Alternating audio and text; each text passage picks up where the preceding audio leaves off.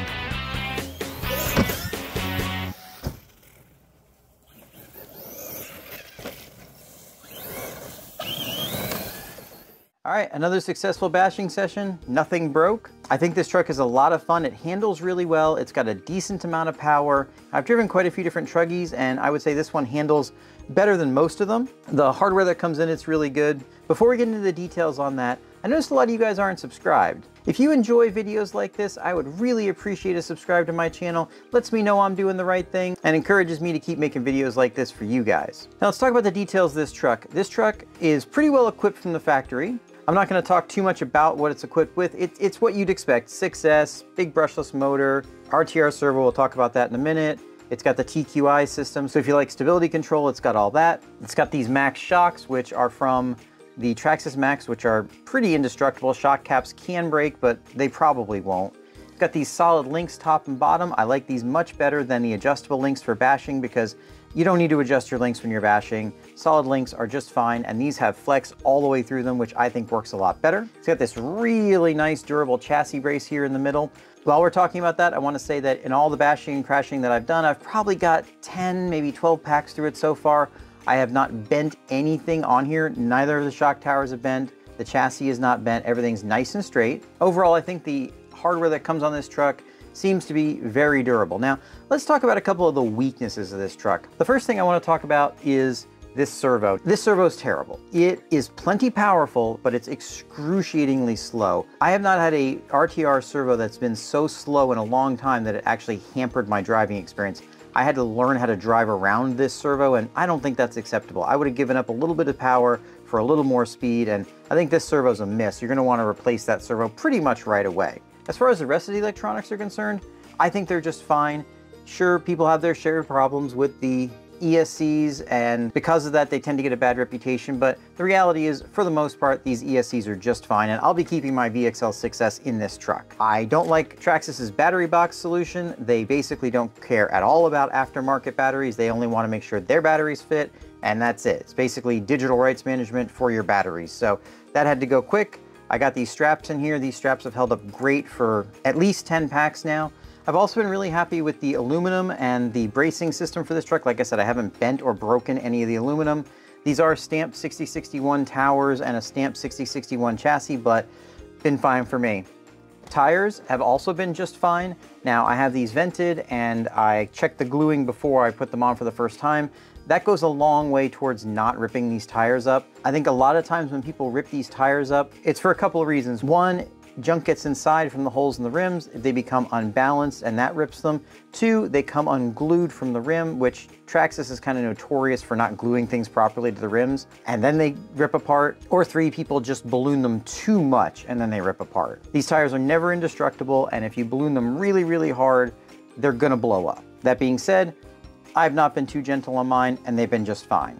Okay, so big question, Traxxas Sledge or Arrma EXB? I think there's advantages and disadvantages to both. The Traxxas Sledge, in my opinion, is better put together and more appropriate for bashing than the Arrma EXB. Even though it only has 6061 aluminum bits on it, they seem less likely to bend in my experience. Whether or not that's the aluminum itself or just a better design altogether, I'm not sure. The chassis also seems to be better able to handle crashes. I've crashed this truck very similarly to the Arrma EXBs that I've owned. I did bend those chassis, I haven't bent this one. It handles great, seems to work well, and all around is just an easy, ready to run package. Now, disadvantages to this truck would be right now, the aftermarket really isn't there for it. If you want to do a bunch of upgrades, you're not going to want to buy this truck right now. I'm sure the aftermarket will catch up, but right now it's just not there. Disadvantage is you buy stock electronics with it. Now, that may or may not be a big deal to you, but if you don't like Traxxas electronics, well, they're coming with it. Another disadvantage is if you want to run a big motor in here, right now, you're kind of out of luck. The back of this can is really close to the steering rack, and you really can't get a much larger motor in here. Sure, the aftermarket's going to fix that problem, but right now, that's the way it is. You're basically buying a servo that you're going to want to throw away. And if you don't like Traxxas ESCs, well, you've got one of those as well. So a big disadvantage to this over the Arrma EXBs is that you don't get to choose your own electronics. The final disadvantage to this, at least right now, is going to be parts support. As it stands right now, a lot of parts are really hard to get for this thing. That's probably going to change as time goes on, but especially with the way supply chains are right now, it could be a while before it happens. So if you buy one of these and you break certain parts, it might be sitting for a while. You buy the Arrma EXB and you break parts, that's not going to be the case. All right, guys, that's pretty much all I have on this truck. I personally really like it. I don't regret buying it. I think it's gonna be an awesome truck, and it's probably gonna be staying in my stable for a while. Let me know what you guys think. This truck or the Arrma EXB? Which one wins in your book? I look forward to hearing from you about that, and we will see you in the next one. Thanks so much for watching.